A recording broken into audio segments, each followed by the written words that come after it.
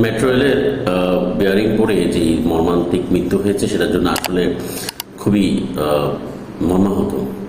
এমন মৃত্যু আসলে কাম্য নয়, যদিও আল্লাহর ইচ্ছা যেভাবে হয় আসলে সেভাবেই সব কিছু ঘটে পৃথিবীতে।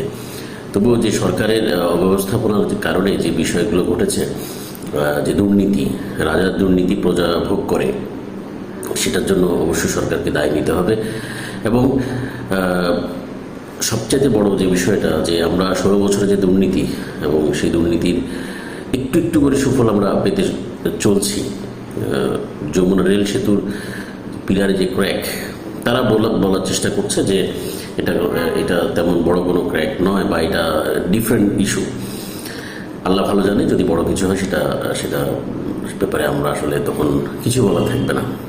24শে সেপ্টেম্বরও কিন্তু একই ঘটনা ঘটেছিল, বিয়ারিং পড়ে গিয়েছিল, সে সময় মানুষ মারা যায়নি। তারপরে কি হলো সেটা কিন্তু আরও ভিন্ন রূপ ধারণ করলো।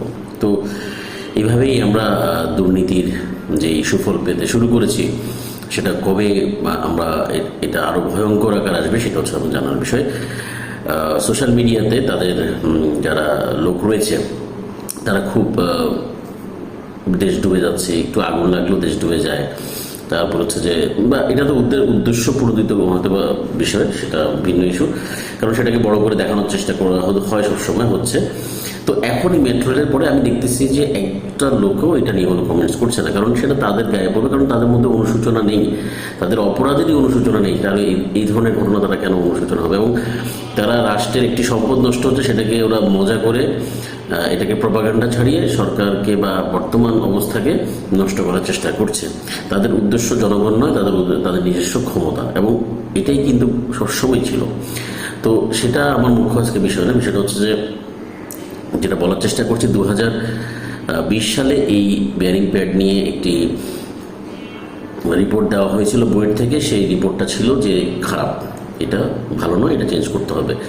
আমার প্রশ্ন হলো, সবচেয়ে বেশি অর্থ ব্যয় করে এই সাবকন্টিনেন্ট বা পৃথিবীর সবচেয়ে যতগুলো মেট্রো রেল রয়েছে, সবচেয়ে বেশি অর্থ ব্যয় করে যে মেট্রো রেল বানানো হলো, সেই মেট্রো রেলে এই নিম্নমানের প্যাড ব্যবহার করা হলো কেন? সেটা সরকারি একটি সংস্থা থেকে বারণ করার পরেও, তার মানে দুর্নীতিটা কোন পর্যায়ে গিয়েছে সেটা, বা দুর্নীতির সুফল বর্তমানে আমরা সুফল কুফল যাই না বলি না কেন, সেটা আমরা কিন্তু পেতে শুরু করেছি।